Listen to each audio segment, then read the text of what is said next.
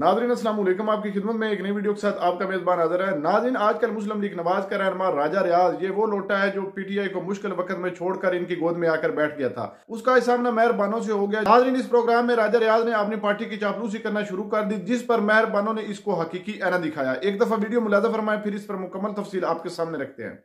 कौन सी माशी बेहतरी की ये बात कर रहे हैं? कौन सा सुनहरा बाग है जो इनको नजर आ रहा है? कि अब रिसेंटली जो गवर्नमेंट तो आपकी आ गई, लेकिन बिकरिंग हो रही है कुछ तंजिया अंदाज में। कभी मोहसिन नकवी साहब का नाम लिया जाता है, कभी पोस्टिंग और ट्रांसफर पे जो है वो ठन जाती है। अब आपका इल्म नजूम या आपका दानिश क्या कह रही है कि ये कहानी किस तरफ शुरू हो गई है? ये जो अब नाराजगियों, राना सनाउल्लाह साहब का बयान, इस पे आप कैसा, आपका टेक क्या है राजा साहब? जी शुक्रिया भाई। बात यह है कि जो मुल्क के मौजूदा हालात हैं, माशी हालात हैं और सियासी इस्तेकाम भी आना चाहिए, लेकिन बदकिस्मती से नहीं आ रहा। उसकी क्या वजूहत है मैं उस में नहीं जाना चाहता, लेकिन एक चीज़ बड़ी क्लियर है कि इस वक्त इस चीज़ की ज़रूरत है कि मुल्क को सियासी तौर पे इस्तेकाम मिले, और अगर सियासी तौर पे ना भी मिले तो माशी तौर पे फिर इस्तेकाम के लिए बहुत काम करना पड़ेगा। मुश्किलात ज़रूर आएंगी, लेकिन उन मुश्किलात को दूर करना पड़ेगा और मुल्क को माशी तौर पे पाँव पे खड़ना करना पड़ेगा। इसके लिए मियां शहबाज शरीफ साहब जितनी मेहनत कर रहे हैं, जिस तरह से वो चीज़ों को कर रहे हैं, स्टॉक मार्केट देख लें, डॉलर देख लें, चीज़ें बेहतरी की, महंगाई कम होना शुरू हो गई है। इसी तरह रमज़ान में लोगों को पैकेज मिल रहा है। तो लोग इस वक्त सबसे लोगों का बड़ा मसला है उनके बिजली के बिल और गैस के बिल, और उसके अलावा महंगाई, बच्चों की फीसें, ये सारी चीज़ें। तो मैं जो देख रहा हूँ वो मैं आपको बता देता हूँ कि मुझे लग रहा है कि ये जो मौजूदा हुकूमत है, इसने हर सूरत अपना टेन्योर पूरा करना है, और इस टेन्योर में पाकिस्तान माशी तौर पे बहुत मजबूत होगा। और पाकिस्तान माशी तौर पे जो बड़ी माशी तौर पे मुल्क है, मजबूत मुल्क है एशिया में, उनके साथ जा मिलेगा और उनके बराबर खड़ा हो जाएगा। ये इंशाल्लाह आप देख लीजिएगा कि इस टेन्योर ये हुकूमत अपना टेन्योर पूरा भी करेगी। एक और बात, ये एक अलायंस भी बन रहा है। अतिकजई साहब के हवाले से बात आ रही है कि पीटीआई और सब उधर जाएंगे। ईद के बाद एहतजाज भी है और गवर्नमेंट की तरफ से सख्त जो है रिएक्शन की बात भी की जा रही है। तो अगर वो पुरअमन एहतजाज करते हैं तो आपकी हुकूमत कैसे रिएक्ट करेगी? उनको उनका आईनी हक इस्तेमाल करने देगी पुरअमन प्रोटेस्ट का? जिस तरह आपने कहा है कि मैंने पहले कहा है कि अल्लाह करे सियासी इस्तेकाम आए, लेकिन अगर सियासी इस्तेकाम ना आया तो पुरअमन जो प्रोटेस्ट है उससे कोई नहीं रोक सकता। वो होना चाहिए, लेकिन एक कानून कायदे के अंदर होना चाहिए। लेकिन अगर आपने पार्लियामेंट पे हमला करना है या अगर आपने प्राइम मिनिस्टर हाउस पे हमला करना है तो उसकी किसी को इजाज़त नहीं होगी, ना किसी को इतनी हिम्मत होगी कि वो कर पाए। हम तो आज भी इनको कह रहे हैं कि आए बैठे काम के लिए सियासी काम को लाएं। इवन अचकजई साहब को जगह नहीं मिली, उन्होंने बलोचिस्तान में जलसा करना चाहा।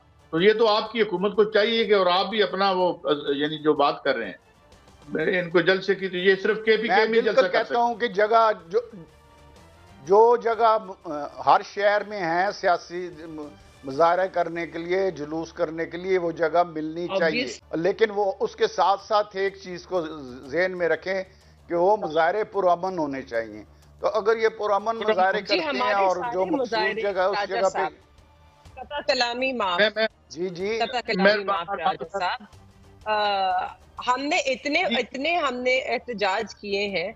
मुझे बता दीजिए कि अभी इलेक्शंस के बाद 4 दफा हमारी जमात आ चुकी है, हमें इजाजत नहीं दी गई, हमारे लोगों पर एंटी टेररिज्म एक्ट के नीचे पर्चे दायर किए गए, मगर हमारा एहतजाज पुरअमन रहा। ना कोई गमला टूटा, ना कोई बदजुबानी हुई, मगर उसके बावजूद हमारे लोगों को एंटी टेररिज्म एक्ट के नीचे भुगता रहे हैं। तो ये एक सिर्फ बयानिया बन गया कि अगर हम कानून के दायरे में रहे, हम तो कानून के दायरे में रहते हुए एहतजाज कर रहे हैं, अपना आईनी हक जो है उसको एक्सरसाइज करना चाह रहे हैं। तो ये तो गुफ्तगू आती ही नहीं है कि जी एहतजाज पुरअमन होगा। हमारा एहतजाज हमेशा पुरअमन रहा है। और अब अगर क्योंकि मुझे मौका मिला है, मैं राजा साहब से एक और सवाल मैं भी पूछना चाहती हूँ। उन्होंने ये शुरू-शुरू में पूछ जो गुफ्तगू की, स्टॉक मार्केट की, डॉलर की, मईशत की, महँगाई की शर की, तो महँगाई की शर तो इस वक़्त 28% पे है। और हमारा जहाँ तक मानना है और जितने भी फाइनेंशियल एक्सपर्ट्स हैं including world bank and the IMF, उनका भी मानना है कि आपकी जो इन्फ्लेशन है, महंगाई की शरह है, वो और मजीद ऊपर जाएगी। चीजें बेहतरी की तरफ नहीं जा रही हैं। आईएमएफ ने ये भी खदशा जाहिर किया है, या वर्ल्ड बैंक ने, कि 10 मिलियन लोग मजीद गुर्बत की लकीर के नीचे धकेले जाएंगे इस साल। आईएमएफ ने ये भी तकाजा किया है कि जो आपका डॉलर है वो 330 को क्रॉस करेगा, 350 तक जा सकता है अगले माली साल में। तो मुझे नहीं मालूम राजा साहब कौन सी महंगाई की और कौन सी माशी बेहतरी की बात कर रहे हैं, क्योंकि मनफी ग्रोथ का भी उन्होंने कहा है।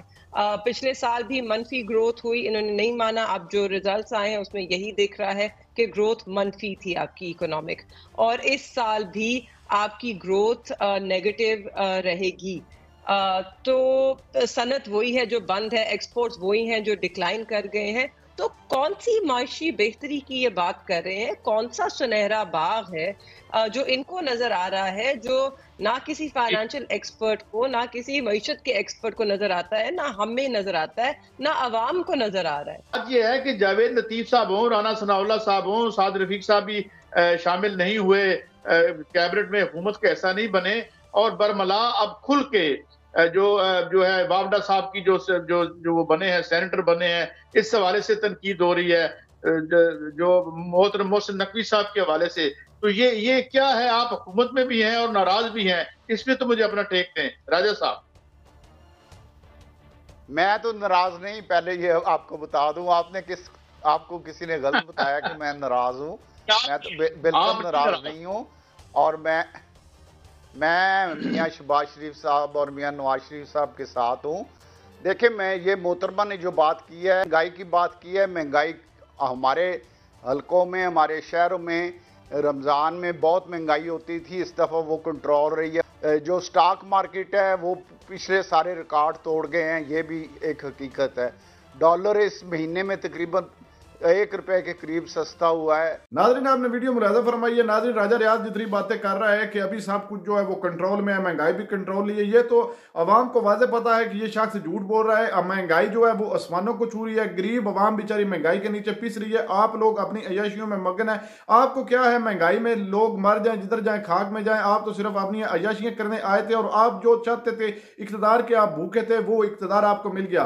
नाज़रीन, किस तरह ये लोग बेशर्मी के साथ अपने मुंह से झूठ बोलते हैं कि वाज़े नजर भी आ रहा है कि बेचारी अवाम जो है वो महंगाई की चक्की में पिस पिस पर धंस गई है, लेकिन फिर भी ये किस तरह बेशर्मों की तरह झूठ बोलना शुरू कर देते हैं और कह रहा है कि मुझे लगता है कि 5 साल भी ये गवर्नमेंट पूरा कर पाएगी और सब कुछ ये कंट्रोल भी कर लेगी। स्टॉक मार्केट जो है वो उसको भी कंट्रोल इन्होंने कर लिया है, डॉलर जो है वो भी कम होना शुरू हो गया। नाज़रीन, मुकम्मल तौर पर ये शख्स झूठ बोल रहा है। मैं मेहरबानो कुरैशी साहिबा की जुर्रत को सलाम पेश करता हूँ, जिसने इसको हकीकत दिखाया कि क्यों झूठ बोल रहे हो, क्या काम हुआ है, कौन सा आपके इक़्तिदार आने के बाद कोई नई तब्दीली आ गई है। नाज़रीन, ये वो राजा रियाज लोटा है जिसने पीटीआई को मुश्किल वक्त में खैरबाद कह दिया। इसके साथ और भी दर्जनों लोटे थे जिन्होंने पीटीआई पर मुश्किल वक्त आते ही उसको खैरबाद कह दिया, और अब ये गोद में बैठे हैं मुस्लिम लीग नवाज की, क्योंकि अब वक्त इनका है। ये इस तरह के जो लोटे हैं ये वक्त को देखते हैं, इनको किसी पार्टी से कोई गरज नहीं होता, और जिस पार्टी के ये साथ होते हैं उस पार्टी की चापलूसी में लगे रहते हैं। इसके अलावा इनका कोई मंशूर नहीं होता, क्योंकि ये इस वक्त जिस पार्टी में है वो पार्टी भी बिगड़ों की है, और उस पार्टी में सिर्फ यही दर्ज दिया जाता है कि आपने हमारी चापलूसी करनी है, आपने हमारे झूठ को भी सही साबित करना है। नाज़रीन, आपने वीडियो देख ली है किस तरह राजा रियाज लोटा बना फिर रहा है। नाज़रीन, इस वीडियो के बारे में आपकी क्या राय है, कमेंट सेक्शन में अपनी कीमती राय दीजिए, और अगली वीडियो तक अपने मेजबान को दीजिए इजाजत। अल्लाह हाफिज।